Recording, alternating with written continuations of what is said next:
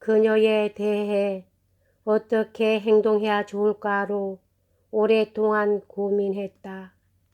진정한 사랑은 깊이 생각할 만한 충분한 이성을 주는 것이라고 생각했기 때문이다.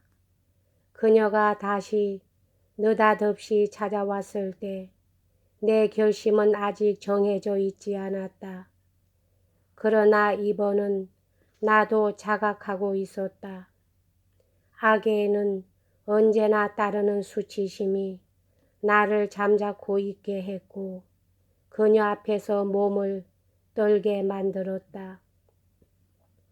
도저히 말을 할 수도 눈을 바로 뜨고 쳐다볼 수도 없었다.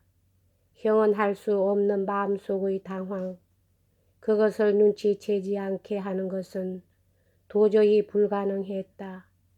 나는 자신의 괴로움을 고백하고 그 원인을 상대의 상상에 맡기기로 결심했다. 그것은 그 원인을 꽤 분명하게 상대방에게 말하는 것과 같은 것이었다. 이때 내가 아직 젊고 호감이 가는 사내여서 그 결과 우두또 부인의 마음이 약해졌다면 나는 지금 여기서 그녀의 행동을 비난할 것이다. 그러나 사실은 전혀 그렇지가 않았다. 나는 그녀를 찬미하고 찬양할 수밖에 없었다. 그녀가 한 결심은 관대하고 신중했다. 지금 여기서 급히 내게서 떠나버린다면 그녀에게 나를 만나도록 본고 한생 랑베르에게 그 이유를 말하지 않을 수 없다. 그것은 두 친구를 갈라놓을 위험이 있다. 그녀로서는 그런 분열은 어떻게든지 피하고 싶었으리라. 그녀는 내게 존경과 호의를 품고 있었다. 그녀는 나의 광기를 가엾게 여겼다. 내 광기에 동조하지 않고 그것을 한탄하여 빨리 나를 여기에서 회복시키려 애썼다. 자신이 존경하는 친구를 연인을 위해서도 자기 자신을 위해서도 잃고 싶지 않았던 것이다. 내가 이성을 되찾은 다음 세 사람 사이에 형성될 친밀하고 즐거운 접촉, 그것만을 무엇보다 즐겨 이야기했다. 하지만 언제나 이런 우정적인 충고만을 할 수는 없었고 필요하면 내게 너무도 당연할 정도의 무서운 비난도 아끼지 않았다. 나도 이에 못지않게 자신을 비난하고 있었다. 나는 혼자 남게 되자 금세 나 자신으로 돌아왔다. 고백하고 나자 마음이 훨씬 평온했다.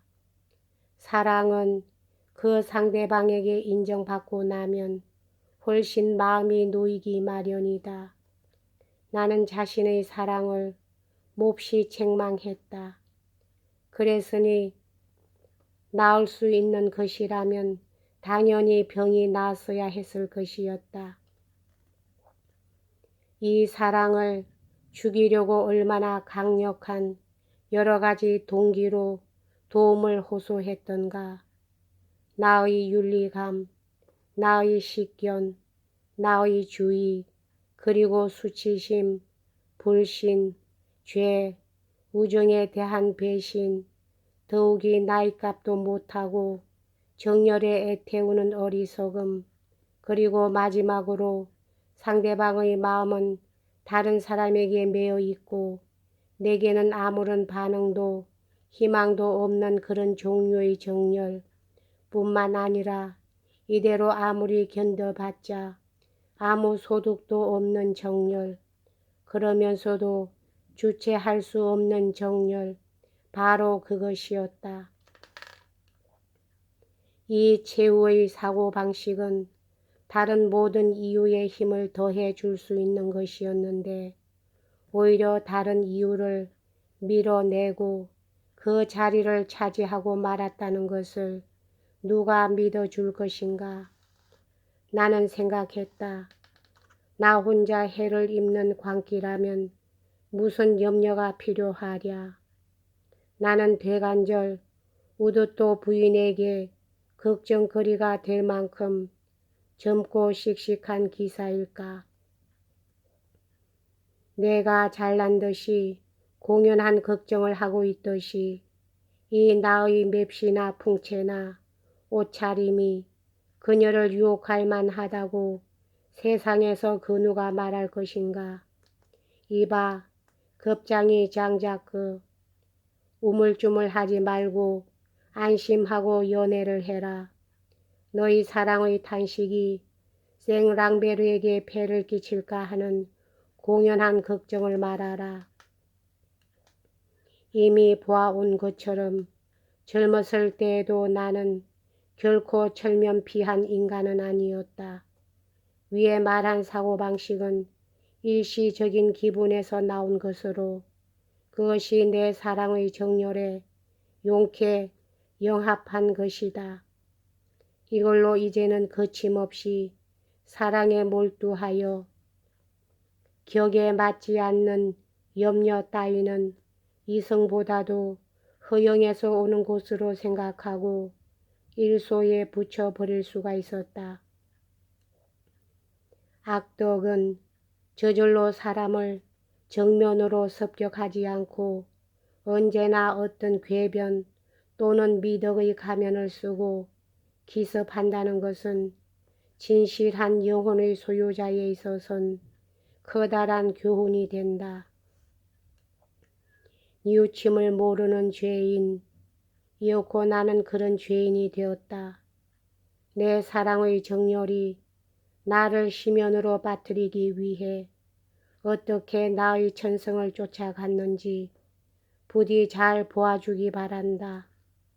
처음에는 그 정열은 나를 안심시키기 위해 신중을 가장하게끔 했는데 이었고 나를 점점 대담하게 만들었고 그런 겸손으로 말미암아 상대방의 호의에 대한 불신을 나타내기에까지 이르렀다. 우두또 부인은 계속 나의 의무와 이성을 환기시키며 잠시도 내 광기에 영합하지 않았으나 다른 점에서는 다시 없이 상냥하게 나를 대해주고 더할 나위 없이 친절한 우정을 보여주었다. 이 우정을 내가 진실하게 받아들이면 그것으로 아무 일 없었으리라는 것을 나는 분명히 말해둔다. 그러나 나는 이 우정을 진실이기에는 너무 지나치게 강하다고 생각했다. 이 나이와 이 풍채로 격에도 안 맞는 사랑을 하려는 나를 우두또 부인은 분명 멸시하였으리라. 이 장난꾸러기인 젊은 여자는 나와 나의 때늦은 사랑을 조롱하고 있는데 불과하다. 그녀는 이것을 생랑베르에게 털어놓고 말았을 것이다. 그래서 나의 불륜에 분개한 그녀의 애인이 그녀와 공모해서 내 머리를 돌게 하여 나를 조롱하려는 것이다 하고 그런 식으로 생각해 버린 것이었다. 26살 때 잘 알지도 못하던 라르나 저 부인에게 그런 당돌한 짓을 한 것도 그와 같은 어리석음에서였다. 그런 나이고 보면 45살에 그런 생각을 품어도 우두또 부인에게 용납될 수 있는 것이며 더욱이 내가 우두또 부인과 그 애인이 다같이 진실한 사람들이어서 도저히 그런 야만적인 짓을 할 사람이 아님을 몰랐다면 무리한 일이 아니었을 것이다. 우두또 부인은 계속해서 나를 찾아왔다. 나도 그 담례로 방문했다. 그녀도 나처럼 걷기를 좋아했으므로 우리들은 황홀한 시골길을 오랫동안 걸었다.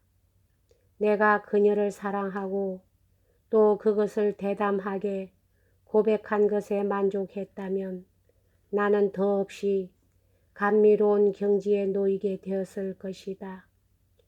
그녀는 처음에는 그녀의 상냥한 접대를 받을 때의 나의 못난 불쾌감이 무엇 때문인지 똑똑히 몰랐다. 그러나 무엇이든 감추지 못하는 내 성미는 그 이유를 실토하고 말았다. 그녀는 그것을 웃어 넘기려 했지만 하마터면 내 분노를 터뜨릴 뻔했다. 그녀는 갑자기 태도를 바꾸었다. 그녀는 그녀의 남의 마음을 깊이 이해하는 상냥함에는 이겨낼 수 없었다.